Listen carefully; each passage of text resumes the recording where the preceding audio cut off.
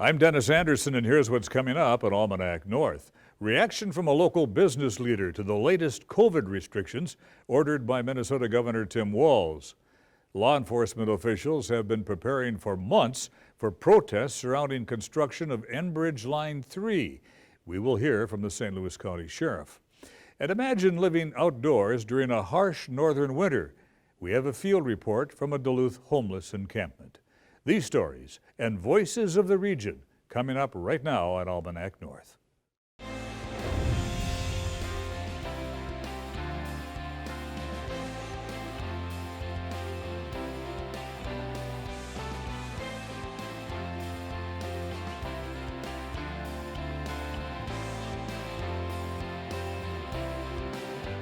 Hello and welcome to Almanac North. Thank you very much for watching. I'm Dennis Anderson.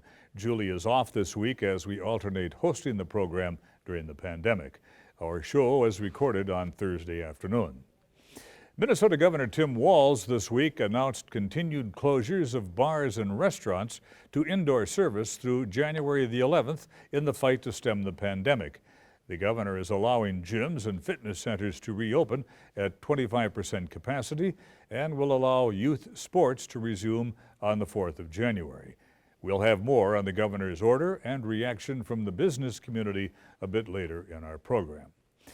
The St. Louis County Board approved a $420 million budget for 2021. The budget includes about a 1.5% increase in the property tax levy.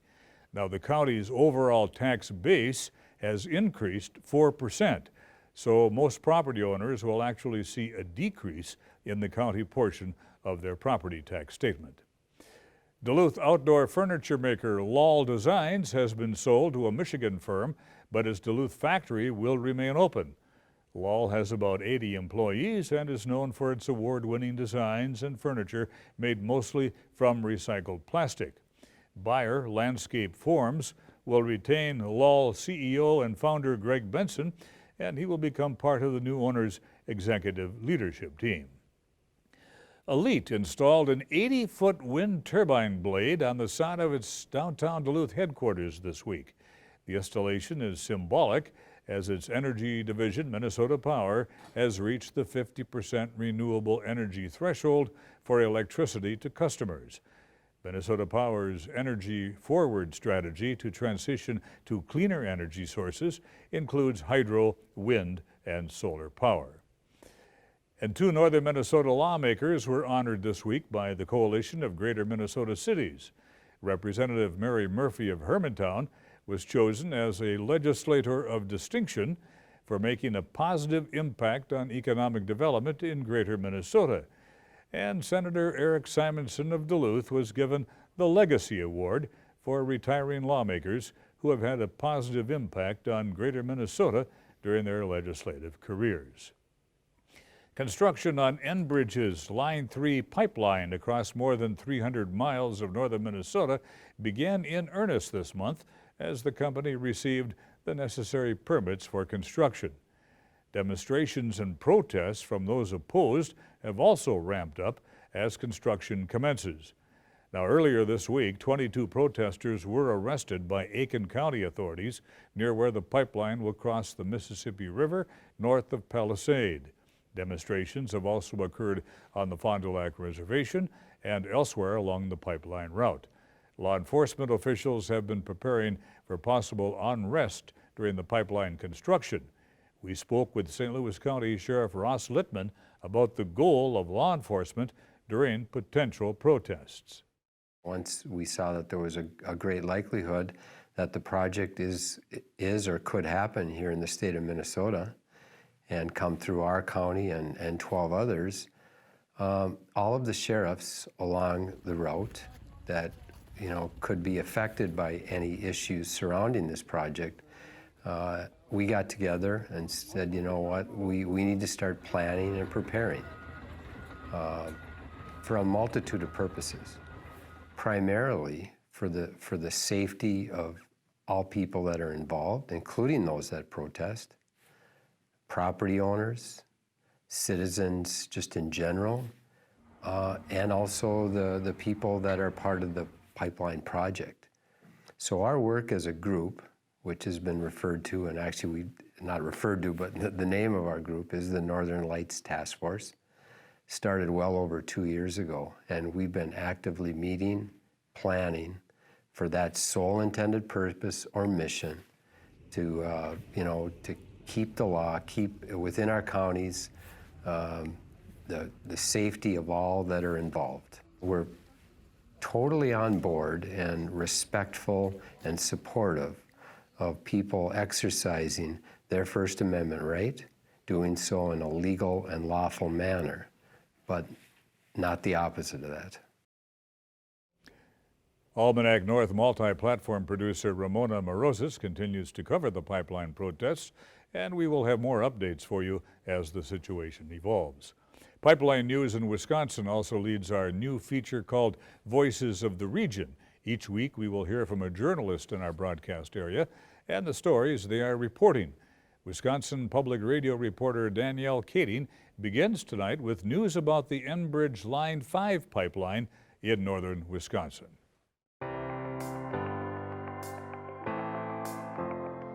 Line 5 is an oil and gas pipeline. It carries natural gas liquids and crude oil from Superior to Sarnia, Ontario.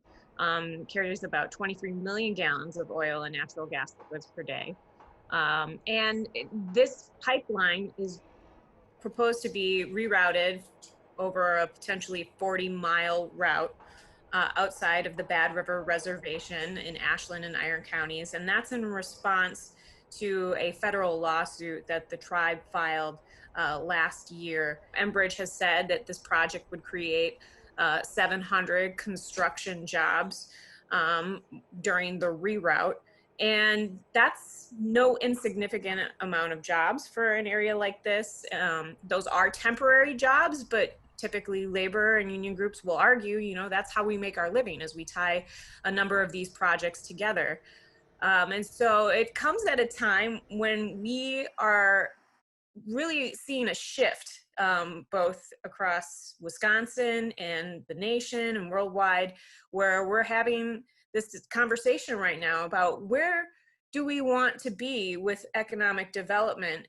Because last week we saw Wisconsin and their climate change task force, which was convened by the Governor Tony Evers, that report suggested creating clean energy jobs and moving towards a clean energy transition and helping to transition workers in fossil fuel dependent industries. And now essentially we're seeing groups coming out in support of jobs that would maintain a pipeline that carries fossil fuels.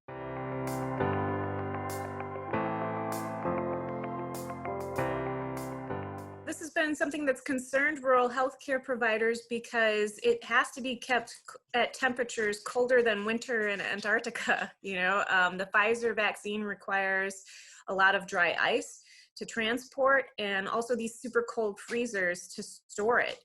And in the state, Wisconsin has 8 hubs that are going to receive the first roughly 50,000 doses of the vaccine.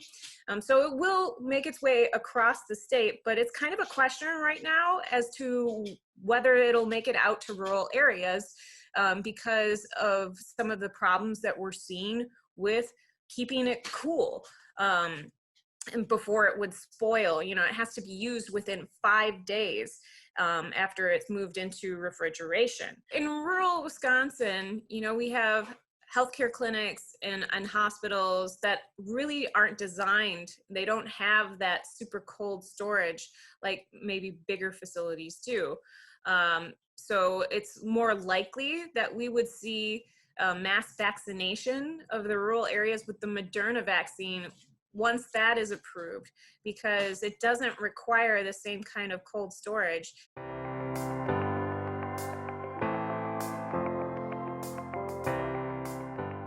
When we have peak water temperatures in the summer, that really kind of creates ideal conditions for these blooms to form. And luckily, there haven't been any toxic blooms that we've seen so far. The concentrations have been too low to cause any concern for public health or for animal health. But it's something that scientists are continuing to explore, and the International Joint Commission is recognizing this, that it's kind of a canary in the coal mine for climate change on the Great Lakes, and recommending that the two countries work together to address this and eliminate these blooms by identifying the amount of runoff that's entering Lake Superior, and also devoting resources to address that.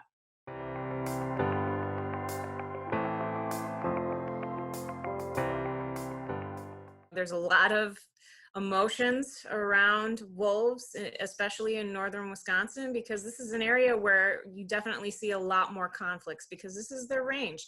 And, you know, what we saw is in November, or really at the end of October, the Trump administration announced that they were going to delist most gray wolves across the lower 48 states.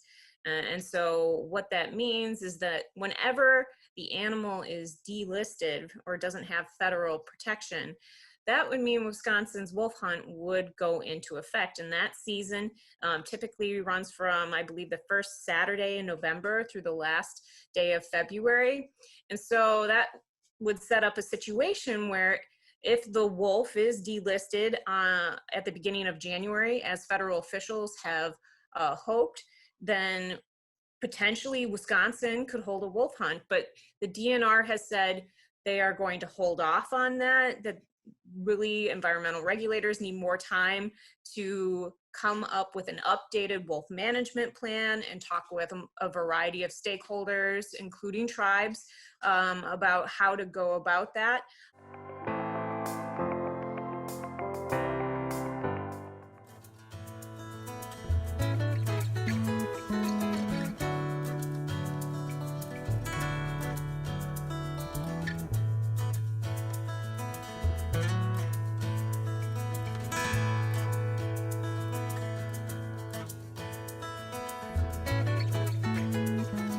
There was mixed news this week from the state of Minnesota for small businesses trying to survive the pandemic. At a special session Monday, the Minnesota legislature did pass a COVID relief package that will provide $216 million in aid to bars, restaurants, gyms, and entertainment venues. But, as we mentioned earlier, Governor Walz this week extended the closure of bars and restaurants for indoor service through January the 11th. The Minnesota Chamber of Commerce sent out a statement saying small businesses are in crisis. Well, joining us now with local reaction to this latest pandemic order is David Ross. David, of course, the Executive Director of the Duluth Area Chamber of Commerce. David, thank you very much for being with us. Well, first, Denny, it's a delight to be here with you. I grew up watching you on the evening news. The family would gather every evening. Well, you're very kind. And you mentioned it was 1966, and really it was a treat to watch you then, and it's a privilege to be a part of this interview. I appreciate that very kindly. David, as I just mentioned, the Minnesota Chamber of Commerce President Doug Loon had some strong words to say. He says small businesses are in a crisis point. Do you agree with that? I do, and I know Doug personally, and I've known him for 24 years, and he is a calm and reasonable individual, and for him to state things in such a dramatic fashion, he believes it and he knows it to be true. And we are a part of that Minnesota Chamber initiative. We're one of the most active chambers within the state, as we should be. We're a regional center. And so we've been working hand in hand with the Minnesota Chamber. It's called a federation, the Minnesota Chamber Federation. It's the most active politically and active from a policy standpoint. We're one of his key chambers, and so yes, we have been walking with him along this path, and we do agree, and we communicate that concern to him and what's going on here in Duluth. Your reaction, David, to Governor Walz's latest move to set new guidelines for local businesses, smaller businesses, especially bars and restaurants? Yes, it's understandable. And we within this region, especially being a healthcare regional center and higher education, such a big part of our community, and tourism as well, that we understand the difficulty, but we also see the need. And so I believe, and our Chamber's Board of Directors believes, that Governor Walz has done the best he can with an extremely difficult situation. And so we support his initiative as hard as it is, and it is that for our members, and particularly those in the restaurant business. How severe have bars and restaurants been hit, David, by this pandemic? Enormously, when you consider that they have been closed or had restricted service 118 days thus far this year. 1/3 of 2020, they have had limited capacity to serve their customers and to enjoy a revenue stream. And so because of that, if you think about any business, knowing that that is a very severe limitation that has been imposed. And now too, the idea that that is going to be extended largely for another 30 days. And while they can provide service outside and on a very limited basis internally, it's certainly not something that will allow them to be successful in 2020. And this is a time, Denny, where they enjoy a robust business. The lead up to Christmas, the lead up through New Year's, and very difficult when you take into account how limited they had their capacity be this summer, while it was to be their real harvest time as service providers. This past Monday, Minnesota lawmakers, as you well know, did approve a $216 million package in grants to help businesses. Is that enough money, David? Never enough, and yet very much appreciated. And the beauty of this is it's being made available to our businesses throughout the state if you meet certain criteria based on the Department of Revenue's review of your taxes and your activities and your unemployment activities, so that you do not have to apply for these grants. This is much different than what we have seen up until now, where there has been money made available through federal government and through the state and through the counties and to a limited degree through the city. All of that has been a competitive process, an application process. This is done without any activity by the business, but rather the state looking into your operations or your finances and determining whether or not you are eligible. And if you are, the beauty of this is it will be immediate. You will know by December 31st whether or not you are a recipient of this grant, and you'll receive it early January. And again, these are grants, not loans. True, do not have to be paid back, and it's based upon how much revenue you lost during this past year, and in particular this past 6 months, and it is dependent upon the size of your organization. For example, just so people have a reference point, if you have a business of 1 to 20 employees, it's a $15,000 grant. And it goes up incrementally to where if you have 101 to 150 employees, it's $35,000. So just so people know, these are not large grants, but hopefully sufficient to provide. Tie them over. Yes, exactly. Transitional support. Dave, what's the health of the Duluth business community? It The is overall suffering tremendously. And we haven't seen the figures for the third quarter of this year or the quarter that we're in, but we are going to see businesses that have closed. We're aware of those. We're seeing many of our members struggling mightily and not being in a position to, they're very fearful that they won't be able to reopen when the limitations are finally lifted. What can the Chamber of Commerce do to perhaps try to encourage them a little bit? Thank you. That's a good word, because we've gone beyond just providing them information, but actually we've said let's provide encouragement, and we're an information and referral center for them. We were sending out daily updates from March going forward, providing them a one keystroke update as to what resources are available to them, from which agencies, how can they access those, and so we did that. And as well, we've been advocating for them within Governor Walz's administration. I called him and his office in early March and said, please use the Duluth Area Chamber as a resource for understanding the impact of what's happening here in Duluth. And we did that for our senators as well and our congressmen. So David, what's the mood of Duluth business owners? it is dire. And yet we always want to talk about optimism, and they are heroic individuals who are weathering this storm as well as they can, and yet to have revenues impacted so negatively and for such an elongated period of time, it has been difficult for them. Any business startups in the past 9 months here in town? Thank you for asking. Precious few. We've had some new members to the chamber, and if they are, they're setting their toe in the water very cautiously and doing so in a way that they're not overstepping their financial bounds, and so they're doing it very smart. I have a sense, however, when this does pass, people are waiting to get into the business, to open the bars and restaurants. And while we'll have some losses of people who are currently in it, there are those who are waiting until spring or summer. I wish I had more time, David. Thank you very much. David Ross, Executive Director, Duluth Area Chamber of Commerce. Thank you for the opportunity.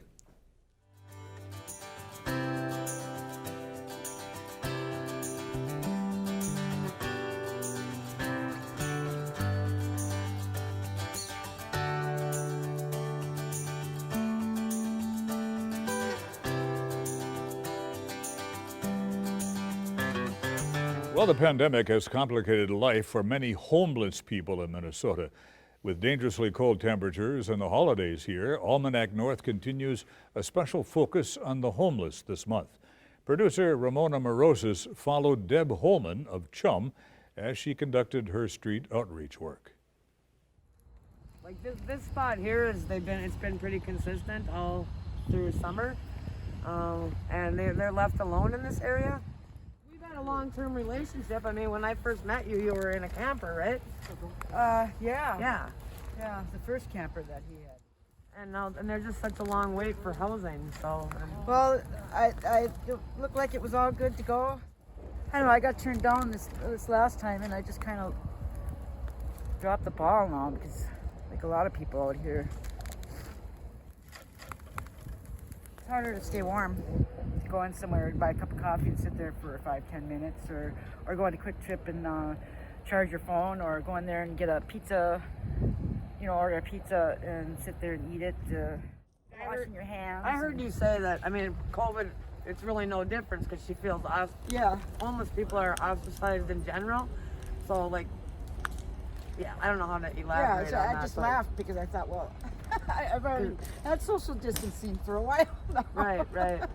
Well, the only thing I care about is getting my son's Christmas presents, and then one other guy that's up in Brookston. That's about all I care about right now. Your son. Yeah.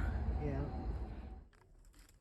I've actually had people tell me that I'm not human. It hurts. How people treat you. How they treat all of them, everybody.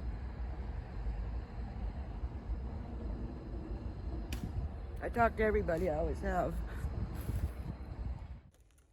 I would say about Denise is like she helps me out a lot too, because she'll tell me this person needs that, this person needs that, because there's a lot of people that hide out here.